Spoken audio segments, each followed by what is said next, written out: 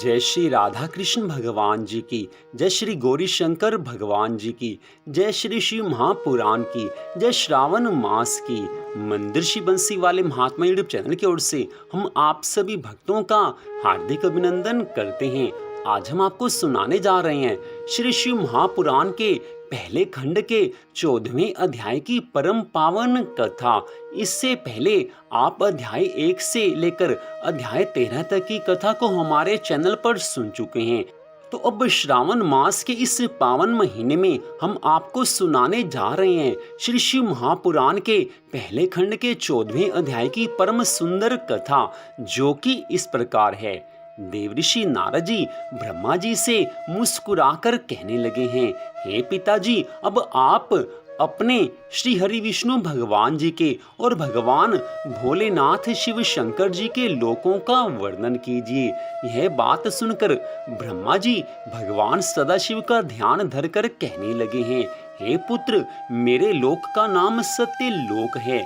इससे ऊपर श्री हरि विष्णु भगवान जी तथा भगवान महादेव शिव शंकर जी के लोक हैं, जिन्हें वेद तथा पुराण परम धाम कहकर पुकारते हैं। सत्य लोक के ऊपर वैकुंठ लोक है। यह 16 करोड़ योजन की परिधि में चौकोर बना हुआ है। उसमें रत्नों से भरे हुए स्वर्ण मंदिर, बाग, उपवन तथा कुएं आदि सर्वत्र सुशोभित हैं। वैकुंठ लोक की महिमा का गुणगान कोई नहीं कर सकता। हे देवऋषि नारद जी, अब मैं तुमसे उस लोक का वर्णन करता हूँ जो स्वर्ग से ऊपर है और जिसे स्वामी कार्तिकेय लोक कहते हैं। वह लोक 64 योजन की परिधि में चौकोर बसा हुआ है। उस लोक के सभी घर रत्नों से भरे हुए हैं। उस लोक के स्वामी कार्तिकेय हैं, जिन्होंने तारकासुर का वध करके देवताओं को आनंद प्रदान किया था। वे भगवान सदाशिव के पुत्र होकर उन्हीं के पद पर विराजमान हैं। हे देवऋषि नारद जी, उस लोक के ऊपर शक्ति लोक है। वहाँ संपूर्ण सृष्टि की माता जगदम्बा आदि शक्ति निवास करती हैं। वहाँ इंद्र आदि देवता जगन माता की सेवा करते हुए उनके चरणों का ध्यान धरते रहते हैं।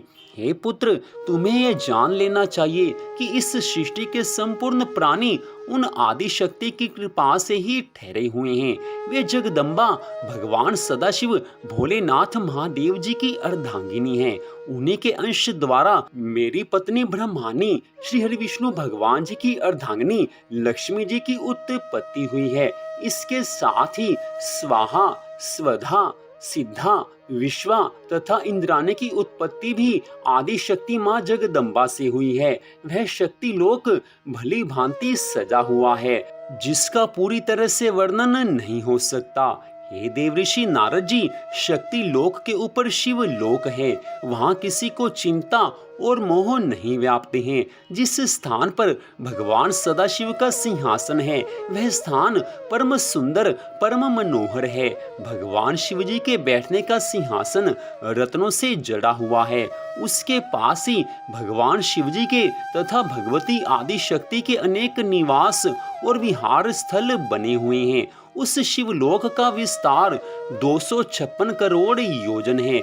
उस लोक के बीचों बीच अत्यंत सुंदर, पवित्र तथा सब प्रकार की चिंताओं को नष्ट करने वाला भूत भावन भगवान का मुख्य निवास स्थल बना हुआ है। उन त्रिशूल पानी भगवान शिवजी द्वारा ही मेरी श्री हरि विष्णु भगवान जी की तथा रुद्र की उत्पत्ति हुई है। वे सबके स्वामी हैं, वो स्वाधीन हैं और एक रूप हैं। हे देवऋषि नारद जी, भगवान शिव शंकर भोलेनाथ का वह शिवलोक बड़ा ही सुंदर, बड़ा ही मनोहर है, जिसको देखते ही मन में आनंद भर जाता है, आनंद हिलोरे मारने लगता है। हे देवऋषि नारद जी, जो ये कथा मैंने आपको सुनाई है, अगर मनुष्य इस कथा को श्रद्धा भावना से सुनता है या इस कथा का पाठ करता है, तो उसके ऊपर हम त्रिदेवों की अनंत कृपा होती है। मैं साथ में श्री हरि विष्णु भगवान जी की और भगवान भोलेनाथ की उस भक्त के ऊपर अनंत कृपा होती है, जो इस कथा को श्रद्धा भावना से सुनते हैं।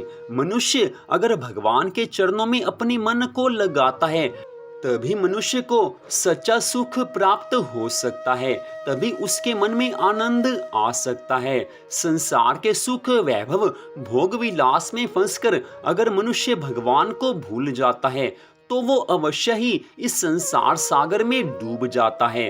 अगर भगवान की भक्ति मनुष्य करेगा तो भगवान के चरणों में मन लगाकर उसका उद्धार हो सकता है, संसार सागर से उसका उद्धार हो सकता है। इसलिए हे देवऋषि नारद जी, हर मनुष्य को, हर जीवात्मा को भगवान की भक्ति करनी ही चाहिए ताकि भगवान की कृपा प्राप्त की जा सके। तो इस प्रकार श्री शिव महापुराण के पहले खंड के 14वें अध्याय की कथा का यहीं पर विश्राम होता है। ब्रह्मा जी ने देवऋषि नारद जी से आज बड़ी सुंदर कथा का वर्णन किया है, जिसमें उन्होंने ब्रह्म लोक, श्री हरि विष्णु भगवान जी के वैकुंठ लोक तथा साथ में ही भगवान सदाशिव भोलेनाथ के शिव लोक की बड़ी सुंदर महिमा का वर्णन किया है। तो मंदिर बंसी वाले महात्मा यूट्यूब चैनल की ओर से आज की इस कथा को सुनने के लिए आप सबका हार्दिक धन्यवाद। श्रावण मास महात्म्य की कथा भी कृपया हमारे चैनल पर आप अवश्य सुन लीजिए, क्योंकि श्रावण मास में जितना भी भगवान शिव की भक्ति करते हैं उतना ही हमारे जीवन में सुख, शांति, आनंद आते हैं। तो भगवान श्री राधा कृष्ण जी की, भगवान श्री गौरी शंकर जी की अनंत कृपा सदा आप सब पर, आपके परिवार पर बनी रहे। माँ लक्ष्मी का सदा के लिए आपके घर में वास हो, इसी मंगल कामना के साथ जय श्री राधा कृष्ण भगवान जी की, जय श्री गौरी शंकर भगवान जी की, जय श्री शिव महापुराण की। ओम नमः शिवाय, ओम नमः शिवाय, ओम नमः शिवाय। जय जय श्री राधे, जय जय श्री राधे, जय जय श्री राधे श्याम।